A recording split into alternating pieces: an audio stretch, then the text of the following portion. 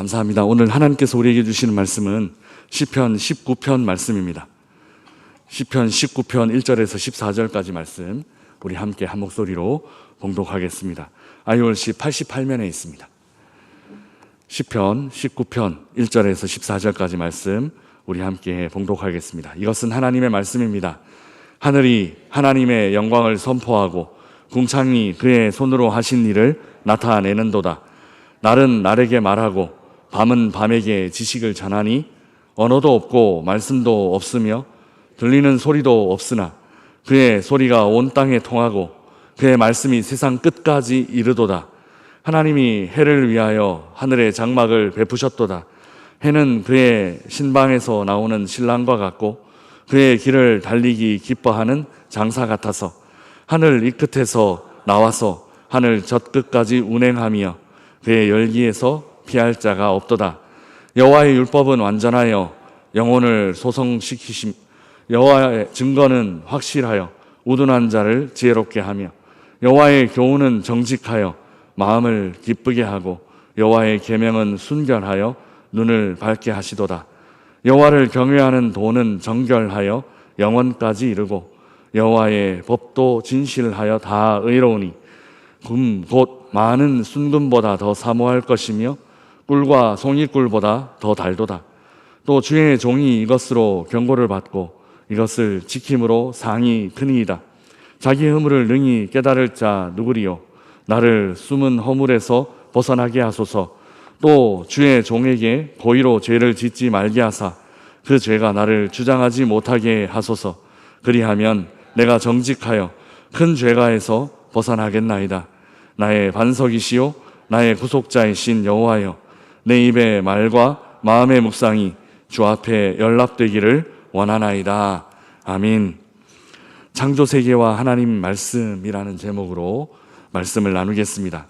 오늘 본문인 시편 19편은 시편 8편이나 시편 23편처럼 아주 잘 알려진 우리에게 익숙한 그런 시편은 아니지만 성경학자들이나 또 목회자들에게 시편 중에서 가장 아름다운 시 중 하나를 꼽으라라면 바로 이 시편 19편이 항상 그 손에 들어갑니다. 시편을 묵상하면서 다윗은 굉장히 아름다운 문학적인 표현들 안에 또 이 위대한 신학적인 생각들, 사상들을 담아 노래했다라는 것을 깨닫게 됩니다.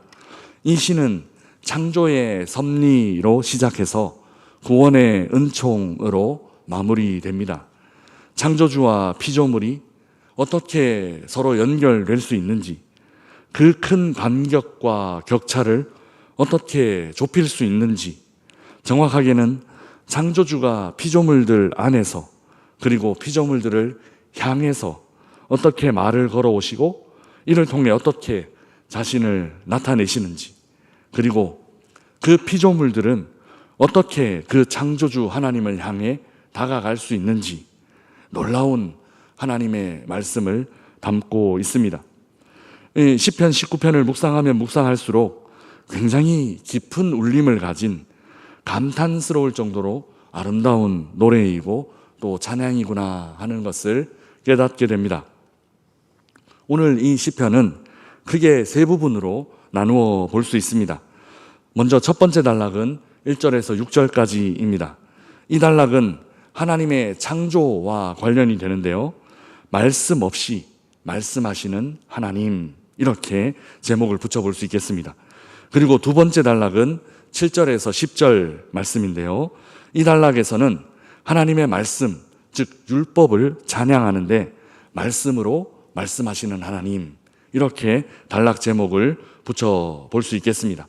그리고 결론적으로 하나님의 율법은 반짝이는 보석보다 더 아름답고 찬란하고 또 달콤한 그 어떤 음식보다도 더 사모할 것이다, 이렇게 하나님의 율법이 찬양을 받고 있습니다.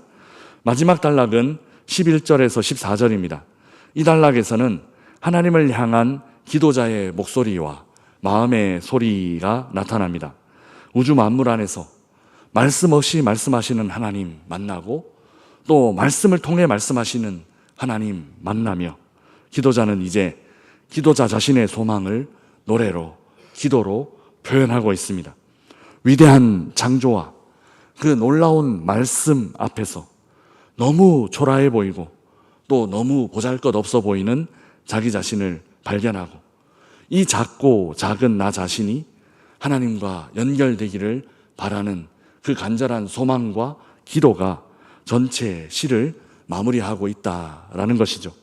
그래서 오늘 시편 전체를 관통하는 한 단어, 한 이미지를 말해보라라고 하면 저는 말씀 혹은 말이라고 이 한 단어를 꼽아볼 수 있겠습니다. 우선 오늘 본문 첫 번째 단락은 하나님의 영광을 선포하며 시작하고 있습니다. 이 부분에서 말 혹은 말씀은 어떻게 나타나고 있는가 하면 말이 없어도 굳이 말씀하지 않으셔도 라는 이런 모습으로 나타납니다. 우리 3절 4절 말씀 우리 함께 읽어보겠습니다. 같이 읽겠습니다. 언어도 없고 말씀도 없으며 들리는 소리도 없으나 그의 소리가 온 땅에 통하고 그의 말씀이 세상 끝까지 이르도다. 하나님이 해를 위하여 하늘의 장막을 베푸셨도다. 아멘. 하늘을 바라보며 또 천지 만물이 운행되는 것을 보면 아무 말이 없습니다. 아무 소리가 들리지 않습니다. 이래라 저래라 하지도 않고 또 이러지 마라 저러지 마라 그런 말도 들리지 않습니다. 그럼에도 날은 날대로 자기의 역할을 담당하고 있고 또 밤은 밤대로 자기의 일을 묵묵히 하고 있습니다. 언어도 없고 말씀도 없으며 들리는 소리도 없지만 역설적으로 온 땅은 조화롭게 하나님이 어떤 말씀하고 계신지를 전하고 있고 세상 끝까지 온통 하나님 전하는 그 메시지로 가득하다라고 시편 기자는 찬양하고 있습니다. 말씀하지 않으셔도 하나님은 말씀하고 계시고 아무 소리 들리지 않아도 온 세상은 하나님의 음성으로 가득하다라는 것이죠. 두 번째 단락은 이렇게 제목 붙여볼 수 있겠습니다. 말씀으로도입니다. 침묵과 고요로 만물과 소통하시는 하나님은 구체적인 말씀을 통하여 하나님의 마음을 전하고 계십니다. 우리 7절에서 8절 말씀 우리 함께 읽어보겠습니다. 같이 읽겠습니다. 여호와의 율법은 완전하여 영혼을 소성시키며 여호와의 증거는 확실하여 우둔한 자를 지혜롭게 하며 여호와의 교훈은 정직하여 마음을 기쁘게 하고 여호와의 계명은 순결하여 눈을 밝게 하시도다. 아멘. 말씀을 통하여 말씀하시는 하나님이 이 단락에 나타납니다. 여기서 하나님의 말씀이 다양하게 표현되고 있습니다. 여호와의 율법, 여호와의 증거, 여호와의 교훈, 마지막으로 여호와의 계명 이렇게 표현되고 있습니다. 모두 하나님의 말씀을 표현하는 말들입니다. 하나님의 말씀이 이렇게 다양하게 나타나고 있는데요. 다양하게 표현되고 있지만 동일하게 이는 모두 누구를 향하고 있는가 하면 우리들, 나 자신을 향하고 있습니다. 먼저 여호와의 율법은 완전하기 때문에 영혼을 소성시키십니다. 나 자신을 살아나게 하신다라는 겁니다. 살리는 능력, 생명의 능력이 말씀 안에 있습니다. 두 번째, 여호와의 증거는 확실하기 때문에 지혜롭게 합니다. 어떤 사람이 지혜로운가? 무언가 세상에 잡다한 것을 많이 아는 사람이 지혜로운가? 그렇지 않습니다. 단 하나만 아는 사람, 단 하나 아는 사람, 그 사람 지혜로운 사람입니다. 무엇 아는 사람인가 하면 하나님의 말씀 아는 사람. 그래서 하나님 아는 사람, 그 사람이 진짜 지혜로운 사람입니다. 세 번째, 여호와의 교훈은 정직하기 때문에 기쁨을 줍니다. 말씀 묵상하는 일이 그리 기쁜 일인가 싶지만 그저 어렵고 또 짐이 되는 것 아닌가 싶지만 말씀 묵상하면서 기쁨을 맛본 사람, 말씀 묵상하면서 이렇게 기쁠 수가, 이렇게 행복할 수가, 이렇게 즐거울 수가, 기쁨을 누려본 사람만 이 말씀 이해가 됩니다. 하나님 말씀 안에 세상 그 어떤 것도 줄 수 없는 기쁨이 있습니다. 내가 그토록 알고 싶어 했던 그 지혜가 이 말씀 안에서 발견되고 내가 그렇게 오래 기도했던 그 기도 응답이 그 말씀 안에서 발견될 때 누리는 기쁨, 그 어떤 것과도 바꿀 수 없는 기쁨이 이 말씀, 이 딱딱한 말씀 안에 있다라는 것이죠.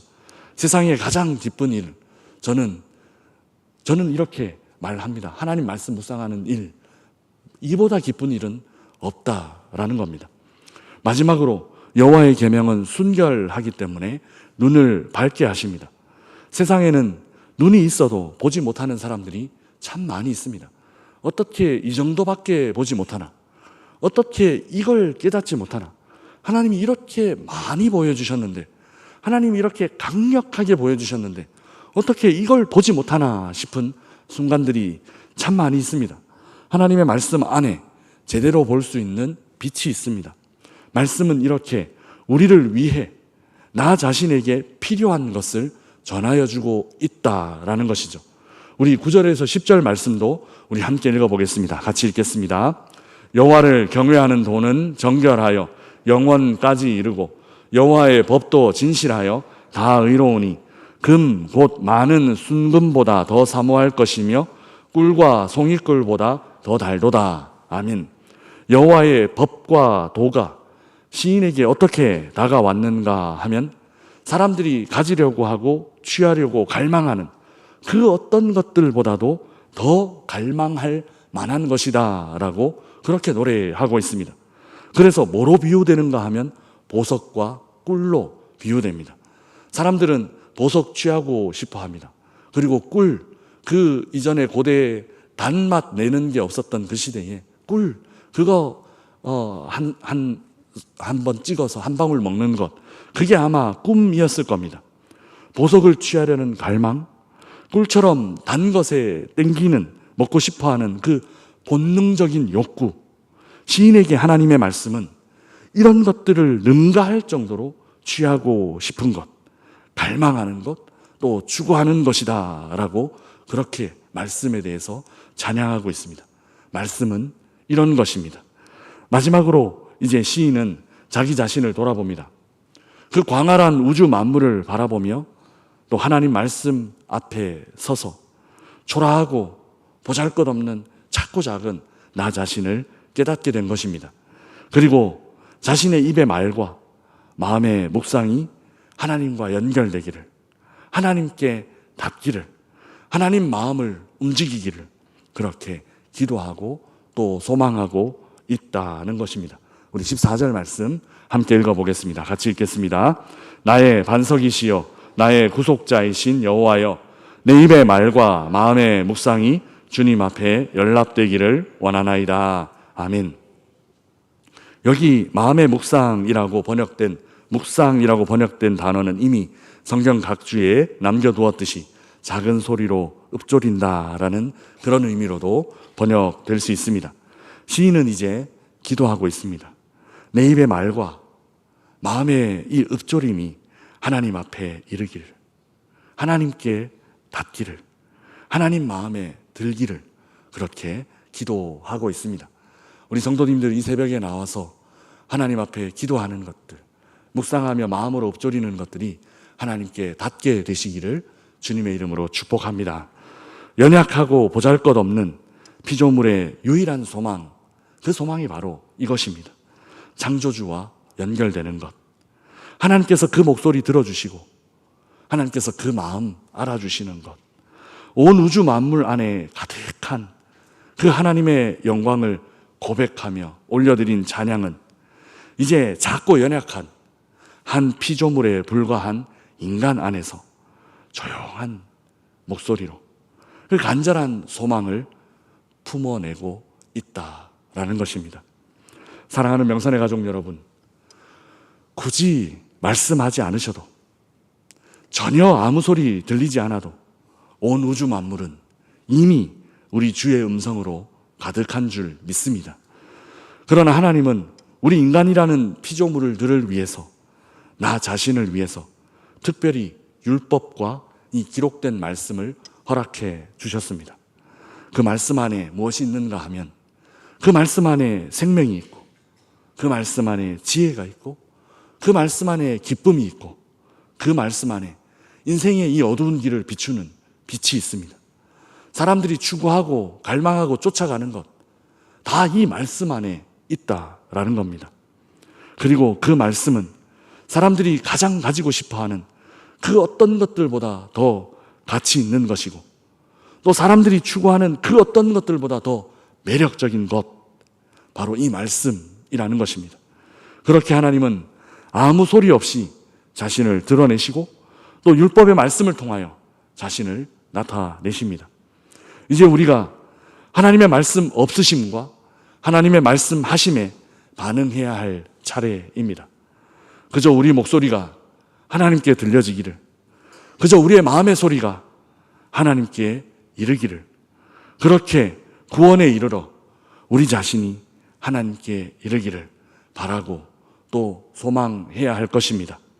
오늘 하루 이렇게 하나님의 마음과 말씀이 우리에게 전해지고 또 우리의 목소리와 마음의 소리가 하나님께 전해지는 그런 복된 하루, 하나님과 깊은 관계 안에 마음껏 소통하며 사는 그런 하루 만들어 가시기를 주님의 이름으로 축복합니다.